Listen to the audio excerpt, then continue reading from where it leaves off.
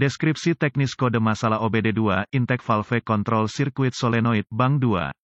Apa artinya itu? Kode ini adalah kode powertrain OBD2 generik, yang berarti berlaku untuk semua merek dan model kendaraan, 1996 lebih baru, meskipun langkah perbaikan spesifik dapat bervariasi tergantung pada model, pada kendaraan yang dilengkapi dengan variabel valve timing, VVT, modul control engine, modul control powertrain, ECM, PCM, mengontrol posisi camshaft dengan mengatur oli engine melalui solenoid control untuk mengubah posisi camshaft, solenoid control diperintahkan menggunakan sinyal pulse width modulated, PWM, dari ECM, PCM, ECM, PCM memonitor sinyal ini dan jika voltase di luar spesifikasi atau terputus-putus, ia akan mengatur DTC ini dan menerangi lampu indikator engine, lampu kerusakan fungsi, CEL, mil, Bank 2 mengacu pada sisi mesin yang tidak mengandung silinder tanda pagar 1 pastikan untuk memverifikasi sesuai dengan spesifikasi pabrik, solenoid control katup intake biasanya terletak di sisi intake manifold dari kepala silinder, kode ini mirip dengan kode P0082 dan P0083, kode ini juga dapat disertai oleh P0028. Gejala-gejala DTC P0081 dapat meliputi, periksa lampu engine menyala, lampu indikator kerusakan.